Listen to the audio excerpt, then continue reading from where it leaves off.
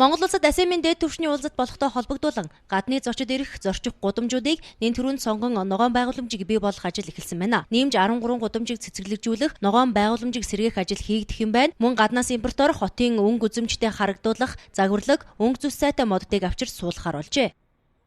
Бидний ногоон байгууламжийг 100 гаруй үеийн компанитай бол гэрээгээ байгуулад ажилд нь оруулчлаа.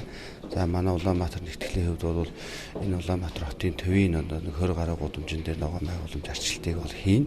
Одоо бол модны хэлбэржүүлэлтийн ажил бол эхэлсэн явж байна. Цэник өсөлгөө одоо бас энэ 7 хоногийн сүүлээр орно. Үргэлжлүүлээд модны шохоодол за тэгээ ортон шавьчтай тэмцэх ажлууд үргэлжлээд явах юм. Энэ ногоон байгууламжийн ажил бол бүгд цаг хугацаатай агар техникийн дагуу хийгддэг ажлууд.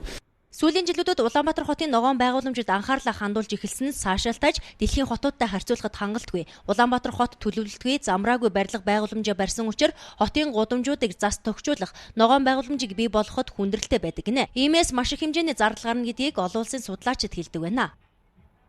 Мэргэжлийн хяналтын газар бид хамтарч ажиллаж байна. Тэр ил зал одоо хашаагаа одоо бол сунгаа татчихсан ч юм уу эсвэл хашааны гүзэмжгүй тийм газруудыг бүгдийг одоо цэгцлэх, янзлах. За тэр овоос нь одоо шороог нь тэр тухайн аж ахуй нэгжүүдээр нь зайлуулах шаардлагатай бол бас бид нар эндээс нийслэлээсээ бас төсөн бүсүү гаргаад ингээл ямар ч байсан ASEAN гэхэд бол тэр ярангын гудамж бол бас одоо эмгэж гисэнд орцсон ийм л байх шаардлагатай байна. Ганцхан зууны ганган цэцгэнд 5.8 тэрбум төгрөг зарцуулдаг улс өөр хаанч байдаггүй зэ. Их хотын өнгө үзэм сэргэж иргэн бүр сайхан байгаа хэлэгч зөвхөн цэцгэнд зарцуулж байгаа төсөв нь хүн бүрийг толгоогоос эксэрэгт хүргэдэг нь нууц биш. Иргэн бүр бүсээ чангалж эдийн засгийн хямралаа давах гэж шаардаж байгаа энэ цагт харах бүрийд олон тэрбум төгрөг 3 сарын дотор хатаж гандна гэхээс хайран бидэнд цэцгэн гэрвэж цэцэрлэг өнөөдөр хамгийн тулгамдсан асуудал болоод байгаа шүү дээ.